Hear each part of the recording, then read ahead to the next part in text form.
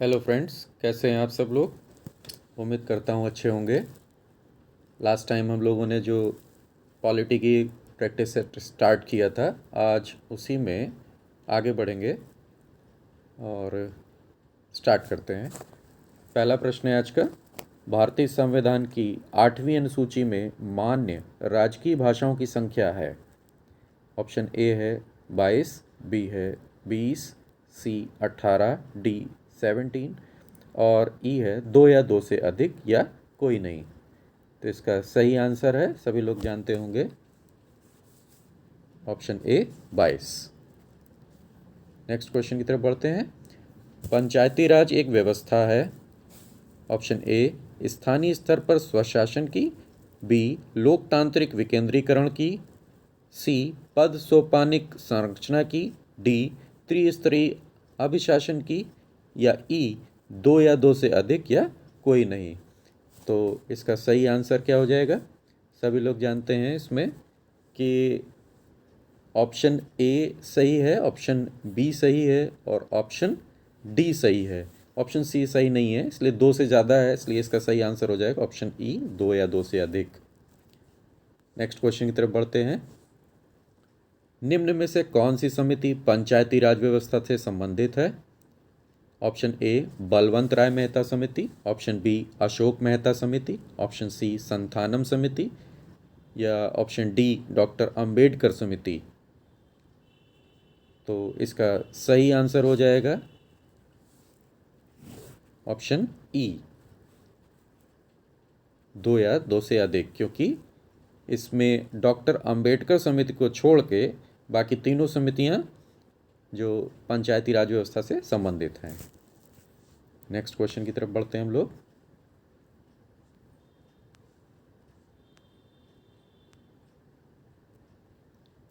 निम्नलिखित में से किस में से किसी भी जाति के लिए आरक्षण नहीं है। ऑप्शन ए राज्यसभा, बी राज्य विधानसभा, सी लोकसभा, डी जम्मू कश्मीर विधानमंडल और ई 2 या 2 से अधिक या कोई नहीं। तो इसका सही आंसर हो जाएगा ऑप्शन ई। क्यों हो जाएगा ऑप्शन ई इसका सही, क्योंकि राज्यसभा में भी नहीं है, राज्यसभा और राज्य विधान परिषद, और डी ऑप्शन डी एक्चुअली पहले नहीं था, अब यहाँ पर चेंज हो गया है, इसलिए 2 या 2 से अधिक। नेक्स्ट क्वेश्चन की तरफ बढ़ते हैं। भारतीय संसद के दोनों सदनों की संयुक्त अधिवेशन की अध्यक्षता कौन करता है। Option A speaker, option B राष्ट्रपति, ऑप्शन सी उपसभापति, ऑप्शन डी प्रधानमंत्री, या ऑप्शन ई 2 या 2 से अधिक या कोई नहीं। तो इसका सही आंसर क्या हो जाएगा ऑप्शन ए स्पीकर, लोकसभा अध्यक्ष। नेक्स्ट क्वेश्चन बढ़ते हैं। भारतीय संविधान के किस अनुच्छेद में राज्य की राजभाषा या भाषाएं अपनाने की प्रक्रिया है। ऑप्शन ए अनुच्छेद 343, ऑप्शन बी अनुच्छेद 344, ऑप्शन सी अनुच्छेद 345, ऑप्शन डी अनुच्छेद 346, ऑप्शन ई 2 या 2 से अधिक या कोई नहीं। तो इसका सही आंसर हो जाएगा ऑप्शन सी अनुच्छेद 345। नेक्स्ट क्वेश्चन की तरफ बढ़ते हैं। भारतीय संविधान की 12वीं अनुसूची में पंचायतों के लिए कुल कितने विषयों की व्यवस्था की गई है। ऑप्शन ए 27 विषय, ऑप्शन बी 29 विषय, ऑप्शन सी 18 विषय, ऑप्शन डी 12 विषय, या 2 या 2 से अधिक या कोई नहीं। तो इसका सही आंसर क्या हो जाएगा ऑप्शन सी 18 विषय।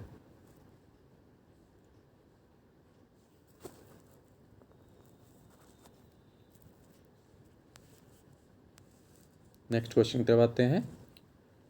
निम्नलिखित में से कौन सा सही सुमेलित है।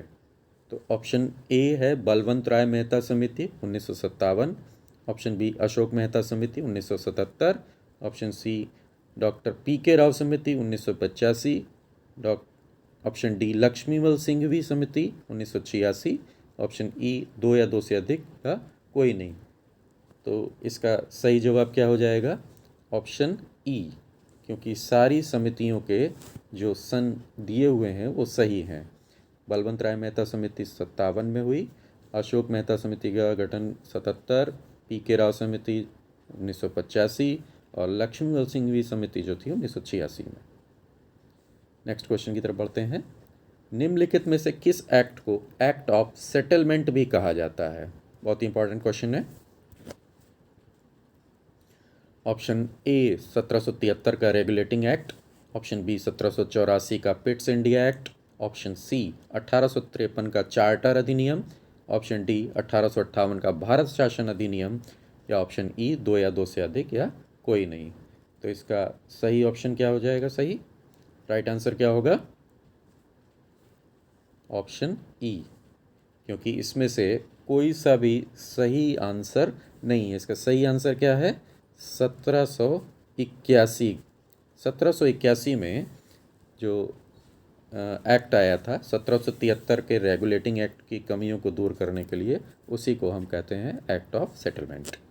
नेक्स्ट क्वेश्चन की तरफ बढ़ते हैं। निम्नलिखित में से कौन सा कथन सत्य नहीं है? ऑप्शन ए अनुच्छेद 352 के अंतर्गत की गई उद्घोषणा को 1 माह के अंदर लोकसभा या राज्यसभा के द्वारा साधारण बहुमत से पारित होना आवश्यक है। ऑप्शन बी राष्ट्रीय आपातकाल अनिश्चितकाल तक के लिए बढ़ाया जा सकता है। ऑप्शन सी राष्ट्रीय आपातकाल को केवल राष्ट्रपति द्वारा ही हटाया जा सकता है। ऑप्शन डी राष्ट्रीय आपातकाल मंत्रिमंडल की लिखित सलाह पर ही लगाया जा सकता है। और ऑप्शन ई 2 या 2 से अधिक या कोई नहीं। तो इसका सही आंसर क्या होगा?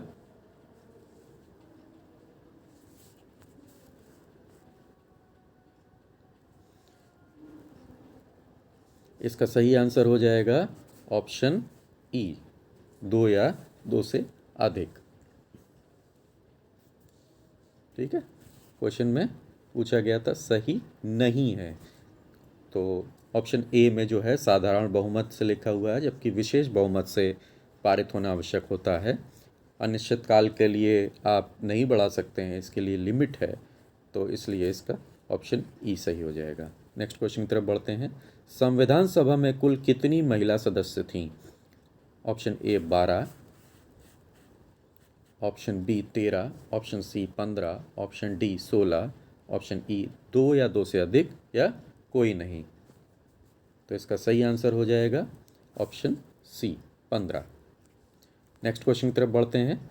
निम्नलिखित में से कौन सा संवैधानिक निकाय नहीं है? तो ऑप्शन ए राष्ट्रीय मानवाधिकार आयोग, ऑप्शन बी वित्तीय आयोग, ऑप्शन सी राष्ट्रीय विकास परिषद, ऑप्शन डी क्षेत्रीय परिषद, या ऑप्शन ई 2 या 2 से अधिक या कोई नहीं। तो इसका सही आंसर क्या होगा? इसका सही आंसर हो जाएगा ऑप्शन ई 2 या 2 से अधिक, क्योंकि यहाँ पर वित्तीय आयोग ही एक ऐसा आयोग है जो संवैधानिक निकाय है, बाकी कोई भी आयोग इसमें से संवैधानिक आयोग नहीं है। नेक्स्ट क्वेश्चन की तरफ बढ़ते हैं। निम्नलिखित में से किस एक अधिनियम द्वारा भारत में संघीय न्यायालय की स्थापना की गई थी? ऑप्शन ए भारतीय परिषद अधिनियम 1861, ऑप्शन बी भारत सरकार अधिनियम 1909, ऑप्शन सी भारत सरकार अधिनियम 1919, डी भारत सरकार अधिनियम 1935, या ऑप्शन ई 2 या 2 से अधिक या कोई नहीं। तो इसका सही आंसर हो जाएगा ऑप्शन डी भारत सरकार अधिनियम 1935। नेक्स्ट क्वेश्चन पे आते हैं। काम पाने का अधिकार किस अनुच्छेद के अंतर्गत आता है? अनुच्छेद ए है अनुच्छेद 38, ऑप्शन बी अनुच्छेद 41, ऑप्शन सी अनुच्छेद 42, ऑप्शन डी अनुच्छेद 45, ऑप्शन ई 2 या 2 से अधिक या कोई नहीं। तो इसका सही आंसर हो जाएगा ऑप्शन बी अनुच्छेद 41। अनुच्छेद 41 के तहत काम पाने का अधिकार है। नेक्स्ट क्वेश्चन पे आते हैं। उपराष्ट्रपति को उसके पद से किस प्रकार हटाया जा सकता है? ऑप्शन ए राज्यसभा में साधारण बहुमत से, ऑप्शन बी राज्यसभा द्वारा विशेष बहुमत से, ऑप्शन सी राज्यसभा में तत्कालीन समस्त सदस्यों के बहुमत से पारित प्रस्ताव द्वारा जिससे लोकसभा सहमत हो, ऑप्शन डी राष्ट्रपति द्वारा, या ऑप्शन ई 2 या 2 से अधिक या कोई नहीं। तो इसका सही आंसर क्या हो जाएगा? ऑप्शन सी, राज्यसभा में तत्कालीन समस्त सदस्यों के बहुमत से पारित प्रस्ताव द्वारा, जिससे लोकसभा सदस्य सहमत हो। नेक्स्ट क्वेश्चन की तरफ बढ़ते हैं। केंद्रीय सूचना आयोग अपनी रिपोर्ट किसे देता है? ऑप्शन ए केंद्र सरकार को, ऑप्शन बी संसद को, ऑप्शन सी राष्ट्रपति को, ऑप्शन डी प्रधानमंत्री को, या ऑप्शन ई 2 या 2 से अधिक या कोई नहीं। तो इसका सही आंसर हो जाएगा ऑप्शन ए केंद्र सरकार को। नेक्स्ट क्वेश्चन की तरफ बढ़ते हैं। निम्नलिखित में से कौन सा कथन सत्य है? ऑप्शन ए मूल कर्तव्य की अवधारणा रूसी संविधान से ली गई है। ऑप्शन बी स्वर्ण सिंह समिति ने 8 मूल कर्तव्य जोड़ने का सुझाव दिया था। ऑप्शन सी 86वें संविधान संशोधन द्वारा 11वां मूल कर्तव्य जोड़ा गया था। ऑप्शन डी मूल संविधान में 10 मूल कर्तव्य थे। या ऑप्शन ई 2 या 2 से अधिक या कोई नहीं। तो इसका सही आंसर हो जाएगा ऑप्शन ई 2 या 2 से अधिक, क्योंकि मूल संविधान में 10 मूल कर्तव्य तो जो लिखा हुआ ऑप्शन डी में वो गलत है। तो इस तरह से बाकी तीनों सही हैं, तो इसलिए ऑप्शन ई मूल संविधान में मौलिक कर्तव्य को उल्लेख नहीं है। नेक्स्ट क्वेश्चन की तरफ बढ़ते हैं।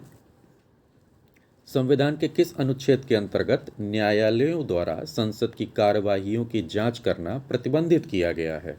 ऑप्शन ए अनुच्छेद 127, ऑप्शन बी अनुच्छेद 122, ऑप्शन सी अनुच्छेद 126, ऑप्शन डी अनुच्छेद 139, या ऑप्शन ई 2 या 2 से अधिक या कोई नहीं।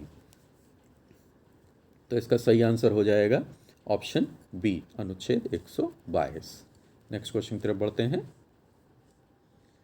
धन विधेयक से संबंधित प्रक्रिया का वर्णन किस अनुच्छेद में किया गया है? ऑप्शन ए अनुच्छेद 109, ऑप्शन बी अनुच्छेद 110, ऑप्शन सी अनुच्छेद 111, ऑप्शन डी अनुच्छेद 112, ऑप्शन ई 2 या 2 से अधिक या कोई नहीं। तो इसका सही जवाब हो जाएगा ऑप्शन ए अनुच्छेद 109 में धन विधेयक से संबंधित प्रक्रिया का वर्णन किया गया है। नेक्स्ट क्वेश्चन है, प्रस्तावना संविधान का अंग नहीं है, यह निर्णय किस वाद में दिया गया था? बहुत इंपॉर्टेंट क्वेश्चन है। पहला ऑप्शन है बेरुवादीवाद 1960, ऑप्शन बी केशवानंद भारतीवाद 1973, ऑप्शन सी बोम्मईवाद 1994, ऑप्शन डी गोलकनाथवाद 1967, ऑप्शन ई 2 या 2 से अधिक या कोई नहीं। तो इसका सही आंसर हो जाएगा ऑप्शन ए बेरुवादी। नेक्स्ट क्वेश्चन की तरफ आते हैं। संघीय मंत्रिमंडल का पुनर्गठन किसकी रिपोर्ट पर आधारित था? Option A Gopalaswami Ayyangar, option B K M Munshi, option C T T Krishnamachari, option D B C Roy, option E 2 या 2 से अधिक या कोई नहीं। तो इसका सही आंसर है option A Gopalaswami Ayyangar. Next question पे आते हैं। भारतीय संविधान के निम्नलिखित अनुच्छेदों में से कौन सा सर्वोच्च न्यायालय द्वारा संविधान का अनुल्लंघनीय मौलिक ढांचा घोषित किया गया है? तो आप देख रहे हैं यहाँ पर 4 अनुच्छेद दिए गए हैं, अनुच्छेद 32, 226, 227 और 245। तो ऑप्शन ए है 1 और 2, ऑप्शन बी है 1, 2, 3, ऑप्शन सी है 1, 2, 4, ऑप्शन डी 1, 3, 4, या ऑप्शन ई 2 या 2 से अधिक या कोई नहीं। तो हम यहाँ पे देख लेते हैं। इसमें देखेंगे हम लोग अनुच्छेद 32, 226 और 227 जो अनुच्छेद हैं वो अनुल्लंघनीय मौलिक ढांचा घोषित किए गए हैं संविधान के सर्वोच्च न्यायालय द्वारा। इसलिए इसका ऑप्शन में देखते हैं हम लोग 1, 2 और 3 का कौन सा है? Option B. तो इसलिए इसका ऑप्शन सही हो जाएगा option B, right answer. Next question की तरफ आते हैं। निर्वाचन आयोग को 3 सदस्यीय कब बनाया गया था? Option A 1982, option B 1988, option C 1989 या ऑप्शन डी 1990। तो इसका सही आंसर क्या हो जाएगा? इसका सही आंसर है ऑप्शन सी 1989। तो उम्मीद करता हूँ आपको ये क्वेश्चंस कुछ समझ में आएंगे और आपकी हेल्प करेंगे आगे आने वाले एग्ज़ाम्स के लिए। और इसी आशा के साथ कि आपको कुछ ना कुछ हेल्प मिलती रहे मेरी तरफ से, मैं आज का वीडियो यहीं पे ख़त्म करता हूँ और फिर मिलेंगे इसके बाद में हम लोग। तब तक के लिए धन्यवाद।